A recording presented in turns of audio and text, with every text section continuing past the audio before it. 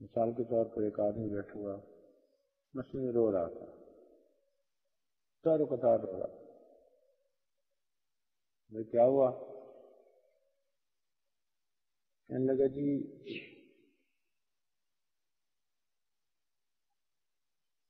Sugar کی بیماری تھی اور آنکھوں کی بینائی ختم ہو گئی، کچھ نظر نہیں آتا. اس نے کہا مگر آپ بوڑھے بھی تو ہو گئے ہو، اگر اس عمر میں بینائی چلی گئی تو یہ تو ہوتا ہی ہے. کہتے اسی بات کا تو رونا ہے کہ جب بینائی تھی تو میری نگاہیں ادھر ادھر کے چہروں سے ہٹتی نہیں تھی. اور میں نے یہ بھی کبھی نہیں سوچا تھا کہ میری زندگی میں بھی ایسا وقت آئے گا کہ میری بینائی چل جائے گی. رو اس بات پہ رہا ہوں کہ اگر میں نے جوانی میں قرآن پاک کی آخری صورتیں ہی یاد کی ہوتی تو آج میں قرآن پاک کی تلاوت سے محروم بنا ہوتا.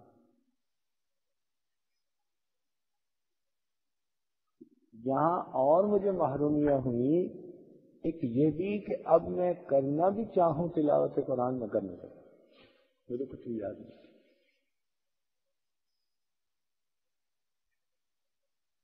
اب قدر آئی ہے. جب بینائی تھی تو اس وقت تلاوت قرآن پاک کی تو دھیان ہی نہیں جاتا، وقت ہی نہیں نکلتا. جب نعمت چھن گئی اب احساس ہوا. اور واقعی ہم اپنے بارے میں سوچیں نا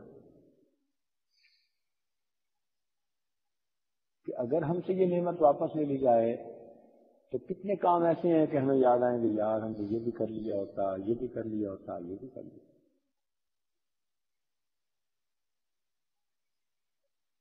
تو نعمت کی قدردانی نعمت کی موجودگی میں کرنی چاہیے.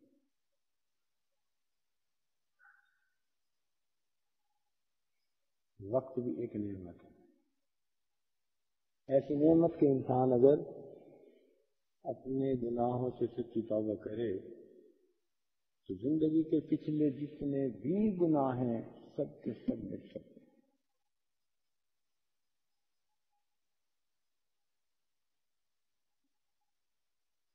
اس کے جو آنکھ سے نکلے ہوئے ندامت کے آنسو ہیں انہیں اللہ نے بڑی تاثیر رکھی. آج کل امپورٹڈ مال کی بڑی قدر ہوتی ہے.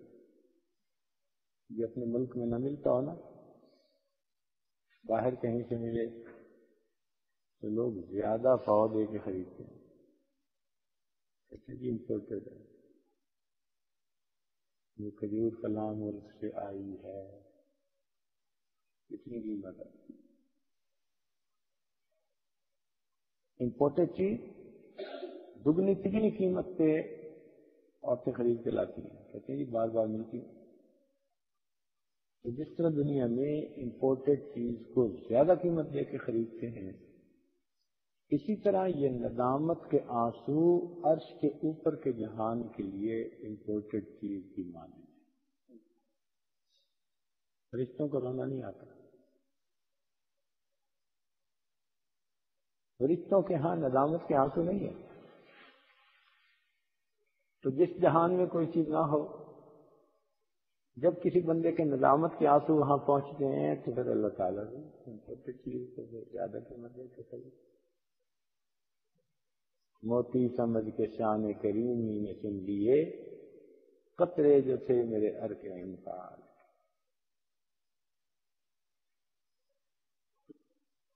تو زندگی میں ہمیں اللہ تعالیٰ نے بہت نعمتوں سے نوازا ہے،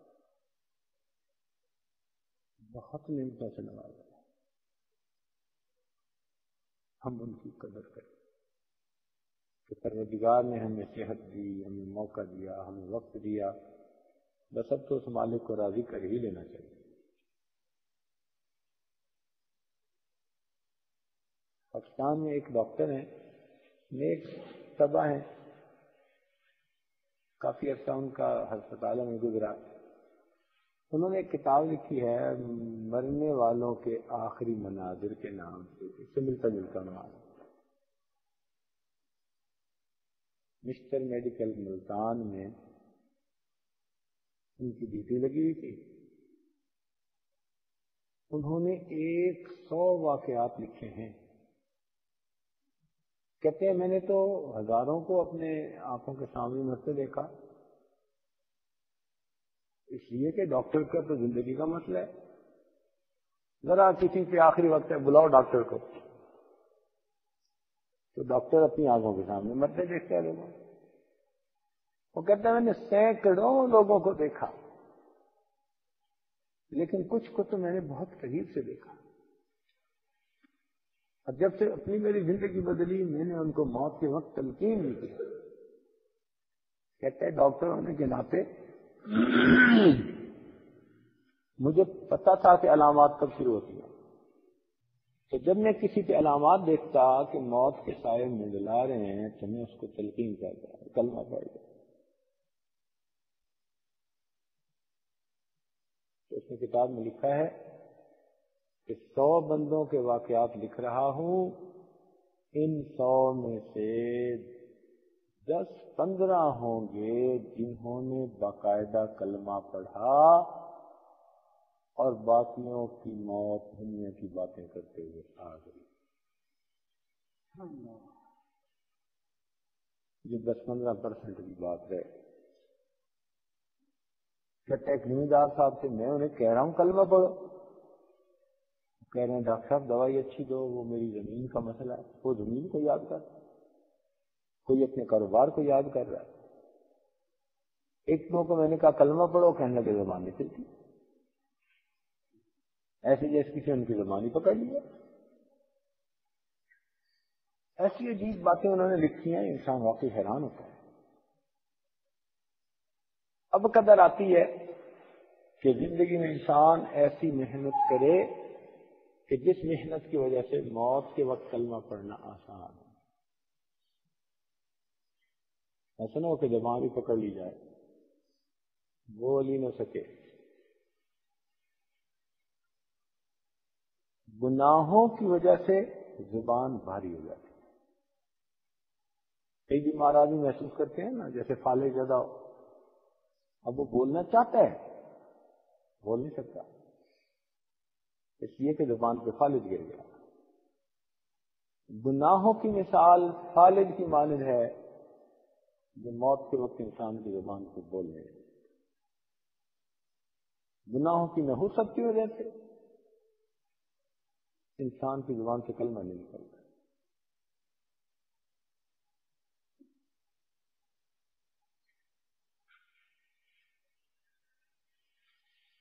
ایک صاحب نے طوطا پالا اور اس طوطے کو انہوں نے اللہ اللہ یاد کروایا. اب وہ طوطا جب بھی بولتا اللہ اللہ اللہ کرتا، لوگ بڑے حیران ہوتے، دور دور سے دیکھنے کے لیے آتے. اللہ تعالیٰ کی شان کے ایک دن پنجرہ کہیں کھلا رہ گیا تو بلی آ گئی. اس کو تو موقع ملا، اس نے آتے ہی اس مرغے کی گردن دبوچی اور جو لے کے بھاگی تو مرغا ٹی ٹی ٹی کرنے لگا. وہ مالک کے پہنچنے سے پہلے نکل گئی.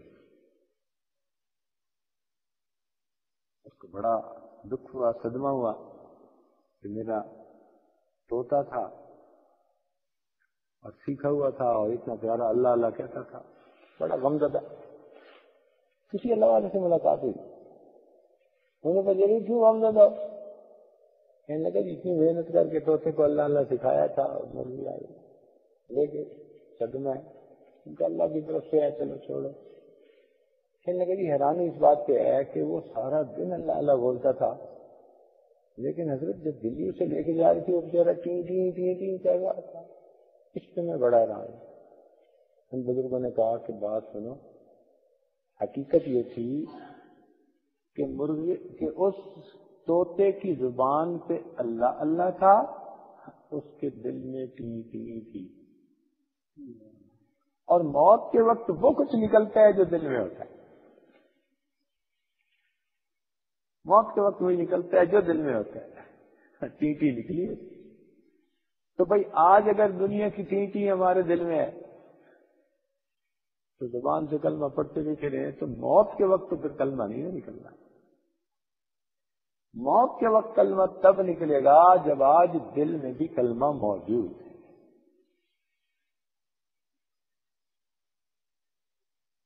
منکر نکیر کے 3 سوال ہی ہیں نا، تو کون سے ان کے جواب کے لیے سرفناو کی ضرورت ہے؟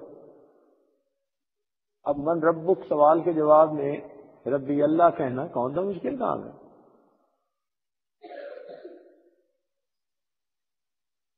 ماں دینک کے جواب میں کہہ دینا کہ میرا دین اسلام ہے، یہ کون سا مشکل کام ہے؟ تو معلوم ہوا کہ یہ انسان کب کہہ سکے گا جب زندگی میں عمل اس کے مطابق ہو. زبانی کلامی باتیں وہاں نہیں چل رہی. تو آج ہم دیکھیں کہ زندگی کا رخ کیسا ہے، کیا ترتیب ہے، اس کے مطابق معاملہ ہے. حدیث پاک میں آتا ہے جو انسان باقاعدگی سے مسواک کرتا ہو اس کی برکت سے اللہ تعالیٰ موت کے وقت اس کو ملک الموت کو بھیجتے ہیں، اور ملک الموت اس وقت 2 کام کرتا ہے.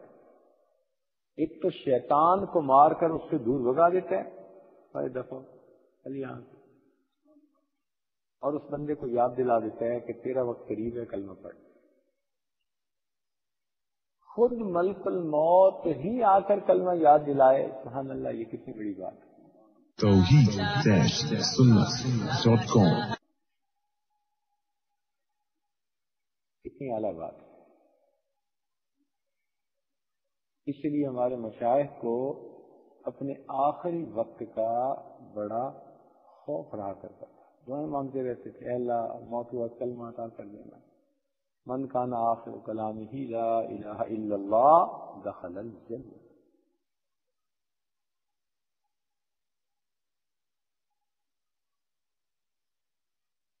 خدا کی بات وقت کی، اس کی قدر و قیمت ہے، ہاتھوں سے ہمارے نکلتا چلا جا رہا ہے.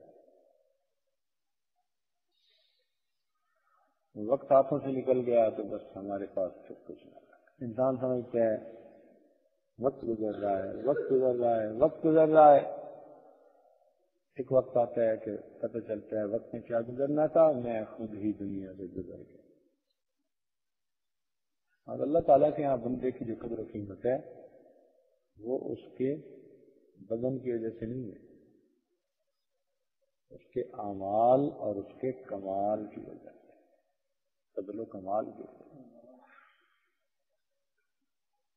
جس میں جتنی صفات ہوں گی اللہ کے یہاں اتنا مقبول. یونان میں ایک طبیب گزرا ہے جس کا نام تھا سقراط. یہ طب کا بانی کہا جاتا ہے، حکمت کا، طب کا، طب یونانی، اس کا بانی و بانی سقراط ہے. اس بیچارے کا کام تھا کہ صبح گھر سے نکلتا، سارا دن جنگل میں پھرتا، اس بوٹی کو سونگھتا، اس کی خوشبو کیسی، کبھی کسی بوٹی کو چکھتا، کبھی کسی بوٹی کا اندازہ لگاتا. جڑی بوٹیوں کے ذریعے سے اس نے علاج کرنا شروع کیا انسانوں کا. اللہ تعالیٰ کی شان، جڑی بوٹیوں میں اللہ نے شفا رکھی. اور آج کل کے سائنسی دور میں تو ہربل میڈیسن ماشاء اللہ زیادہ مہنگی بکتی ہیں.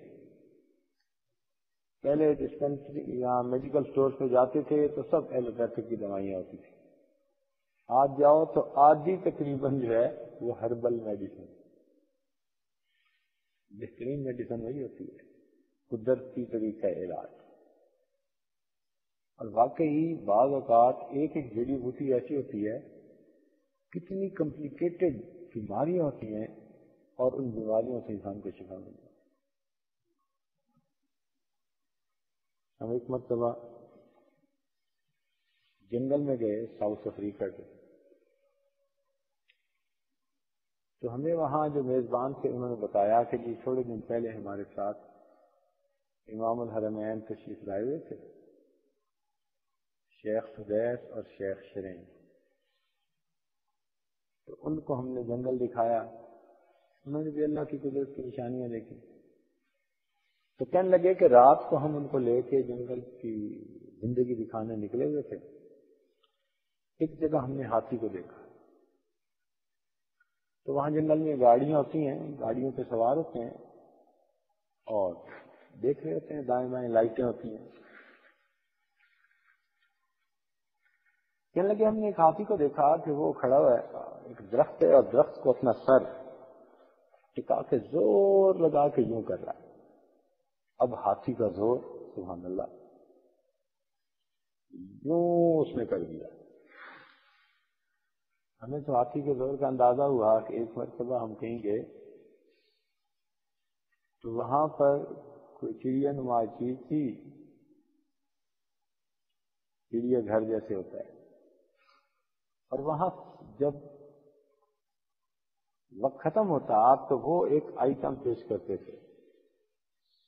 وہ آئٹم کیا کہ ایک ہاتھی کے وہ گلے میں رسا ڈال دیتے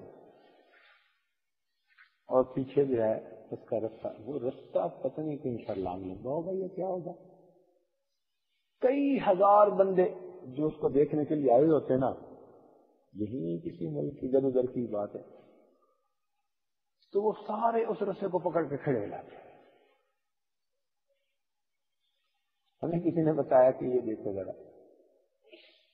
ایک طرف ہاتھی اور دوسری طرف ہزاروں لوگ اس کے ساتھ, جیسے کسی تنکے کے ساتھ چیونٹیاں چمٹ جاتی ہیں نا, ایسے چمٹ جاتی. لو جی آپس میں رسہ کشی. اب لوگ زور لگاتے اس کو کھینچنے کے لیے, تو انہوں نے اس ہاتھی کو سکھایا ہوا تھا. تو جب یہ کھینچتے نا تو وہ ہاتھی پیچھے قدموں سے ہٹتا آتا. لوگ نوجوان بچے سب شور مچاتے, ہم جیت گئے. جب آخری سٹیپ رہ جاتا نا کہ جس سٹیپ کو لینے کے بعد ہاتھی نے وہ لائن سے اس طرف آ جانا تھا, وہاں سے ہاتھی کھڑا ہو جاتا. اب سارے دور لگا رہے ہیں, ہاتھی کھڑا. جب اب وہ ان کو جو بندہ تھا وہ اسپیکر کے کہتا کہ زور لگاؤ, آخری وقت ہے, ایسا نہ ہو کہ جیت جاؤ ہاتھی سے. سارے لوگ زور لگاتے, چہرے سرخ ہو جاتے زور لگا کے. جب سب زور لگاتے اس وقت ہم نے دیکھا ہاتھی جو چلا سب کو لیتا ہوا یوں نہیں چلا ہے. ہزاروں بندے گھٹتے پتہ ہی نہیں اس کو چلا. یا اللہ اتنی طاقت ہوتی ہے اس میں. ایک مرتبہ ہم نے جنگل میں دیکھا اتنے موٹے تنے کا درخت ہوگا, اتنے موٹے تنے کا, اور تھا بھی کوئی میرے خیال 100 فٹ اونچا. اوپر اس کے پھل لگا ہوا تھا, اوپر چھوٹا چھوٹا. ہاتھی کو وہ پھل پسند تھا. اور اللہ تعالیٰ کی شان کہ جہاں ہم جا کے ٹھہرے اس کے گرد سارے ہاتھی رہتے تھے.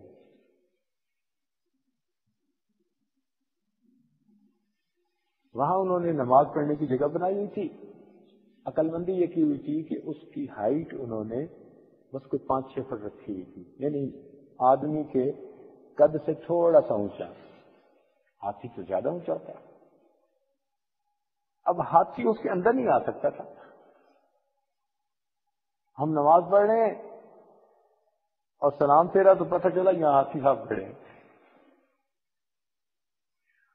اتنا قریب کہ اس کے جو وہ کان ہل رہے ہوتے ہیں نا, اس کے پنکھے کی آواز ہمیں لگ رہی تھی, ہمارے کپڑے ہل رہے تھے. یہ اتنا قریب. اللہ تعالیٰ کی شان. خیر وہ تھوڑی دیر وہاں رہے. جب انہوں نے دیکھا کہ یہ جو مخلوق ہے یہ ہم سے تو دور ہے, ہمارا سونڈ بھی نہیں پہنچتا, اور چھوٹی اتنی ہے جگہ کہ ہم اندر جا نہیں سکتے, تو وہ آپ سے جانے لگے. جاتے ہوئے میں نے دیکھا کہ ایک ہاتھی اس درخت کے پاس گیا, اتنا موٹا اس کا تنا. اس نے اس تنے کے 2 سائڈ پہ اپنے دونوں جو اس کے ہاتھی دانت ہوتے ہیں وہ اس نے یوں ڈالے تنے کے اندر. نیچے سے تنے کو اس نے جو یوں کیا نا, تو اوپر والا اس کا حصہ 8-10 فٹ ادھر جاتا تھا اور ادھر جاتا تھا. میں حیران ہو گیا اس دن اس کو دیکھ کے. یوں اس نے کیا ایسے ایسے, اور اوپر کا تنا، یعنی میں حیران ہو رہا تھا کہ وہ 8-10 فٹ پورا درخت یوں اور 8-10 فٹ پورا درخت. اس درخت کو نیچے سے پکڑ کے تو ہلانا ہی مشکل.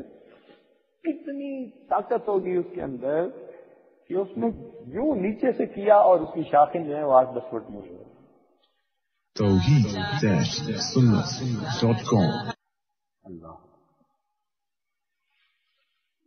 تو وہ ہاتھی جو تھا وہ اس درخت کو نا زور سے یوں نیچے لے جا رہا تھا. یہ لوگ وہاں رک گئے. اب جو جنگل دکھانے والا تھا اس نے کہا کہ بتاؤ یہ کیا ہو رہا ہے؟ کیا پتا، ایک درخت ہے جس کو ہاتھی گرا رہا ہے. اس نے کہا نہیں، ذرا تماشا دیکھو میں پھر بتاؤں گا. خیر جب ہاتھی نے ایک طرف سے درخت کو یوں اچھی طرح کر لیا نا، پھر وہ دوسری طرف سے آیا. اب اس نے سر ادھر ماتھا ٹکایا اور ادھر سے اس کو یوں کیا. ایک مرتبہ یوں اس کی جڑیں جو ہے نا اس نے ذرا ڈھیلی کر کے پھر جو اپنی ٹرنک اس میں ڈالی اور اس کو یوں اٹھایا تو کتنا بڑا درخت جڑوں سمیت اس نے زمین سے نکال دیا. پہلے جب درخت نیچے گیا تو اس ہاتھی نے اس کی جڑیں چبانی شروع کر دی، کھانے لگے. تو وہ جو گائیڈ تھا اس نے کہا کہ دیکھو مجھے لگتا ہے کہ یہ ہاتھی بیمار ہے اور اس ہاتھی کو پتا ہے کہ اس درخت کی جڑیں کھانے سے میری یہ بیماری دور ہوگی، اس لیے یہ اس درخت کی جڑیں چبا رہا ہے. تو اللہ تعالیٰ نے ان جڑی بوٹیوں میں انسانوں کے لیے، حیوانوں کے لیے شفا رکھی ہے. شفا رکھی ہے. حضرت قاری طیب رحمۃ اللہ علیہ نے اسی قسم کا ایک واقعہ لکھا ہے. ایک کانپور کا علاقہ تھا یا کیا، تو وہاں بندر بہت ہوتے تھے. بچے بیٹھے ہیں نا تو ان کو بندر کی بات سنیں، بچے بندر کی باتوں سے خوش ہوتے ہیں.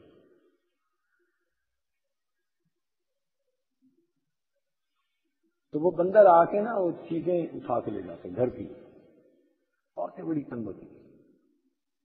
اچھا کبھی کبھی کیا کرتے ہیں کہ ماں نے چھوٹے بچے کے کپڑے دھو کے لٹکائے نا خشک ہونے کے لیے، وہ اس کپڑے کو لے جاتے اور درخت پہ چڑھ کے اس ماں کو دکھا کے اس کو پھاڑتے.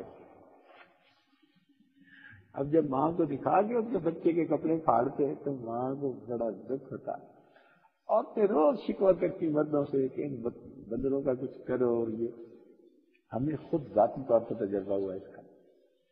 ایک مرتبہ ہم نے ایک جنگل میں نماز پڑھنی تھی.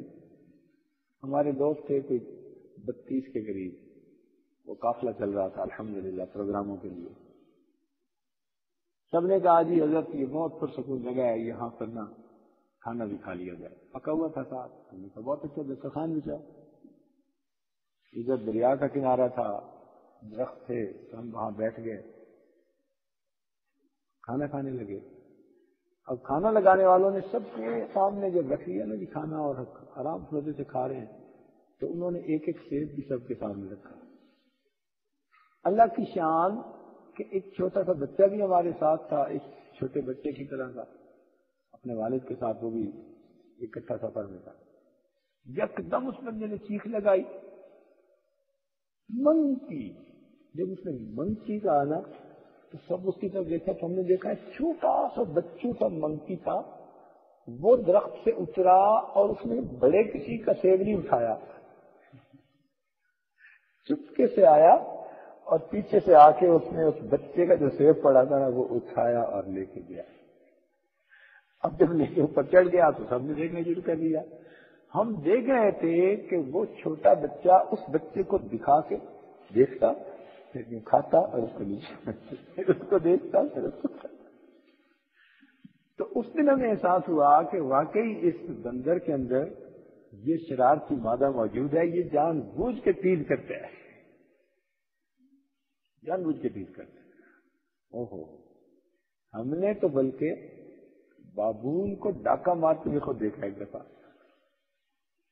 بندر کہتے ہیں چھوٹے سے اور بابون کہتے ہیں جو بڑا انسان کی طرح کا بڑا سارا ہوتا ہے. اللہ اکبر. ایک جگہ جنگل میں سے گزرتے ہوئے ایک جگہ شیر بیٹھا ہوا تھا. لوگ بہت سارے گاڑیوں میں جا رہے تھے, دیکھ رہے تھے. ہم نے کہا چلو بھائی واپس جانے ہیں, پروگرام ہے ہمارا ایک جگہ, تو اس لیے نکلو یہاں سے.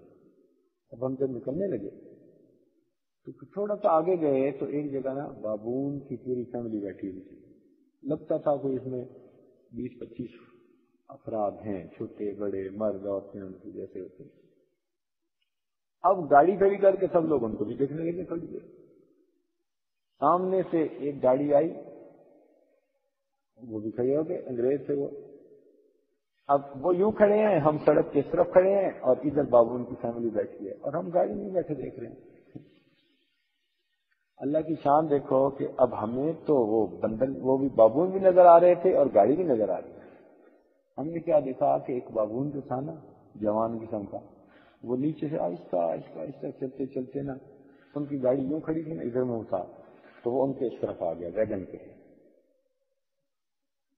جب اس طرف آ گیا تو ان کے بندے اس میں بیٹھے ہوئے سارے ادھر دیکھ رہے تھے اور ادھر کا ایک شیشہ کھلا تھا. چھلانگ لگائی نا تو شیشے کے طرح. اب یہ بندے یوں دیکھ رہے ہیں اور 1 فٹ آدھے فٹ کے پاس سے یہاں بابون آ گیا. کسی کو پتہ نہیں.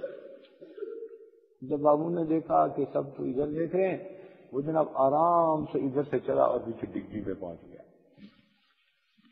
ڈگی میں کئی پھلوں کی ٹوکری پڑی ہوئی تھی جو اس کو خوشبو آ رہی تھی.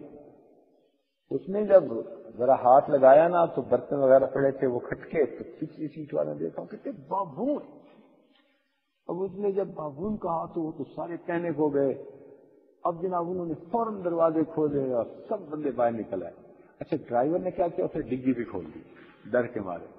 جیسے ڈگی کھلی اس بابون نے جناب پھلوں کی ٹوکری ہاتھ میں اٹھائی. وہ بابون, ہم نے اس کو دن دہاڑے ڈاکہ مار کے اپنی آنکھ سے دیکھا. یہ تو ایسی قوم ہے. خیر اب عورتوں نے کہا جی کہ ان بندروں کا کچھ کرو. مردوں نے تنگ ہو کے کہا اچھا کرتے ہیں.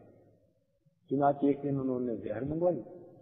عورتوں کو کہا کہ بھائی ذرا ہاتھوں پہ دستانے چڑھاؤ اور روٹیاں پکاؤ مگر آٹے میں زہر ملاؤ اور ان کے ٹکڑے کر کے ہم چھتوں پہ رکھیں گے. اب بندر آ کے اس کو کھائیں گے تو پھر ہم چھپ کے بیٹھیں گے, ان کو تڑپ تڑپ کے مرتا آنکھوں سے دیکھیں.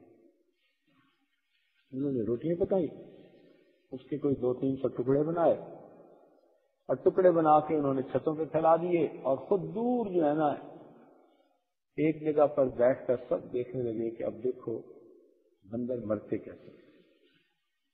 اللہ کی شان کے ایک دو بندر نظر آئے, انہوں نے جب روٹیاں دیکھی تو انہوں نے تو خاص انداز میں چیخنا شروع کر دیا. جیسے وہ چیخے تو تھوڑی دیر کے بعد کوئی 10-15 بڑے قد کے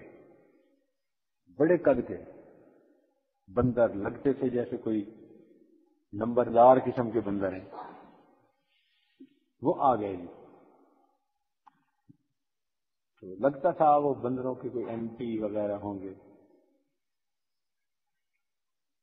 انہوں نے آ کے جناب وہ ساری صورتحال دیکھی اور انہوں نے کھایا کچھ نہیں, بس ایک طرف یوں بیٹھ گئے اور کچھ آپس میں آوازیں نکالنے لگے.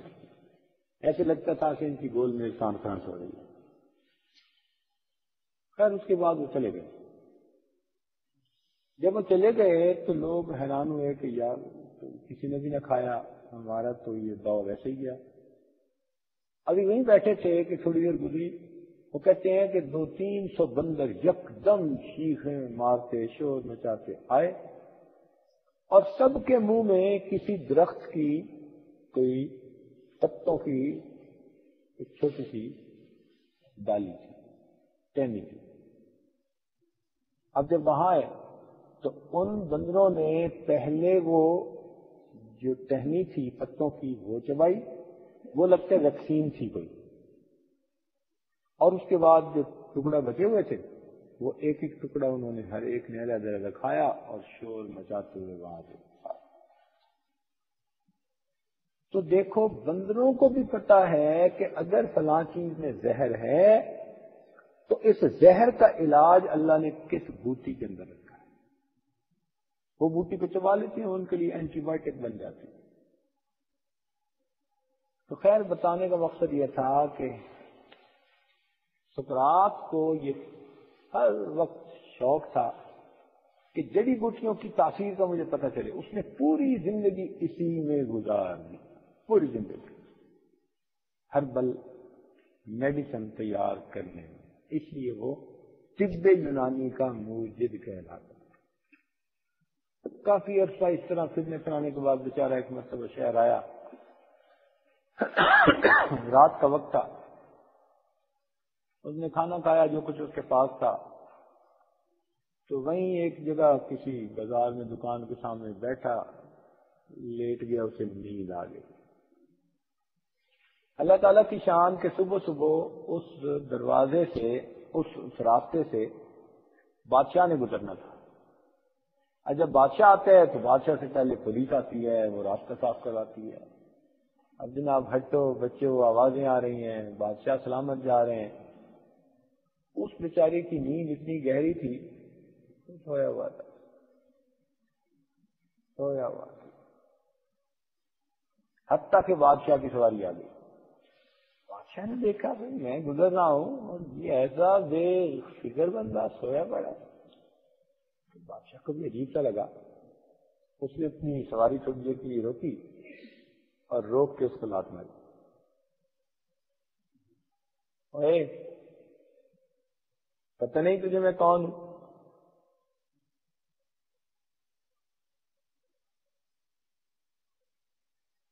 تو اس کی آنکھ کھلی، جب اس کے لات لگی آنکھیں ملنے لگا، اتنے میں اس نے پھر لات ماری۔ بھائی تجھے پتہ نہیں میں کون ہوں؟ لگا جی میں پہچاننے کی کوشش تو کر رہا ہوں کہ آپ کون ہیں۔ کہنے لگے میں بادشاہ ہوں۔ نے کہا جی بادشاہ کا کام حکومت کرنا، مگر لات مارنا تو گدھے کا کام ہوتا ہے۔ لات مارنا یہ تو گدھے کا کام ہوتا ہے۔ تو میں حیران ہوں کہ کیا اس وقت حکومت کرنے کے لیے گدھوں کے سوا کوئی نہیں ملا؟ دنیا میں حکومت کرنے والا گدھوں کے سوا کوئی؟ بادشاہ کو بڑا غصہ آیا۔ اب جب بڑا غصہ آیا بادشاہ کو تو بادشاہ نے کہا کہ تجھے پتہ نہیں میرا تخت ہے اور میرا تاج ہے اور میرا خزانہ ہے اور میرا فلاں ہے۔ اب اس کی نیند بھی کھل گئی تھی اور اس کو بھی پتا تھا کہ اب میں نے اگر بادشاہ کو الٹا جواب دیا تو یہ مجھے لٹکائے گا کمر پر۔ تو عقل مند بندہ تو تھا نا، کہنے کا بادشاہ سلامت بات یہ ہے کہ یہ جتنی چیزوں کا آپ نے تذکرہ کیا کہ میرے پاس سونا ہے، چاندی ہے، مال ہے، تاج ہے، تخت ہے، یہ تو ان چیزوں کی قیمت آپ نے بتائی، کوئی بات آپ نے ایسی نہیں کی کہ جس سے آپ کا فضل و کمال ظاہر ہو۔ بھئی آپ کے پاس تاج ہے، کسی نے چھین لیا تو عزت چھن گئی، آپ کا مال کسی نے چوری کر لیا آپ کی عزت چھن گئی، آپ سے اگر کسی نے فلاں چیز لے لی تو آپ کی عزت چھن گئی۔ عزت بات سے سلامت وہ ہوتی ہے جو بندے کے اپنے پاس ہو، جسے کوئی چھین ہی نہ سکے۔ آپ مجھے بتائیں، آپ میں علم ہے، آپ میں عدل ہے، آپ میں اخلاص ہے، آپ میں صلاح ہے، ان صفات کا ہونا تو آپ کے لیے خوبی کا باعث ہے۔ یہ خارجی چیزوں کے تذکروں سے کوئی نہیں بڑا بندہ بنا کر۔ اوہو، ایسی بات کہی کہ بادشاہ کے دل پہ جا کے بادشاہ نے کہا بھائی واقعی بندہ بڑا جان رہا۔ تو سقراط کی بات ٹھیک ہے کہ انسان کی قدر و قیمت تو ان صفات کی وجہ سے ہے جو اللہ تعالی نے اسے عطا کی۔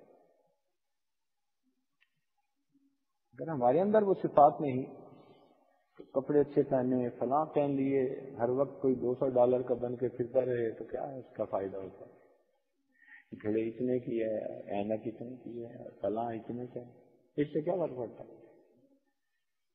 اللہ تعالیٰ قیامت کے دن بندے کی اپنی قیمت دیکھیں گے اور وہ اس کی قدر و قیمت اس کے اچھے اخلاق پر ہوگی، اچھے اعمال پر ہوگی، اس کی نیکی، اس کی شرافت پر ہوگی، اس کی ان صفات کی بنیاد پر۔ تو انسان کے اپنے اندر جو ہوگا وہی ہوگا۔ اس لیے موت کے وقت کلمہ پڑھنا انسان کے لیے مشکل ہو جاتا ہے اگر اس کی اپنی زندگی اس کے تعلیمات کے مخالف ہے۔ چنانچہ کتنے لوگ ہیں جن کو اوپر والے کلمہ یاد بھی دلاتے ہیں، مگر جیسے فالج شدہ انسان کی زبان فالج کی وجہ سے بول نہیں سکتی حالانکہ وہ چاہتا ہے، تو اس وقت اس بندے کی زبان سے کلمہ نکل نہیں پاتا حالانکہ وہ چاہتا ہے۔ تو ڈاکٹر صاحب نے جو کتاب لکھی مسٹر میڈیکل والوں نے، تو انہوں نے لکھا کہ میرا یہ مشاہدہ ہے کہ 100 میں سے 10 سے 15% لوگ ایسے ہیں کہ جو باقاعدہ کلمہ پڑھ کر دنیا سے جاتے ہیں، ان کو خدا یاد ہوتا ہے، اور میں نے باقیوں کو اسی دنیا کے اندر غفلت کر کے مرتے ہیں۔ یہ فکر مندی کی بات ہے، ہمیں چاہیے ہم آج سے اس کے لیے دعائیں بھی مانگیں، اپنے رب سے اس کی مناجات کریں کہ پروردگار عالم ہمیں آخری وقت میں کلمے سے محروم نہ فرما دینا، اور یہ نعمت کب ملے گی جبکہ اس کے مطابق محنت کی ہوگی، زندگی گزاری۔ تو وقت کی قدر کرنا چاہیے، زندگی کو شریعت و سنت کے مطابق گزارنا چاہیے۔ اللہ تعالی ہماری زندگی دین کی خدمت کے لیے قبول فرما لے۔ آخر دعوانا الحمدللہ رب العالمین۔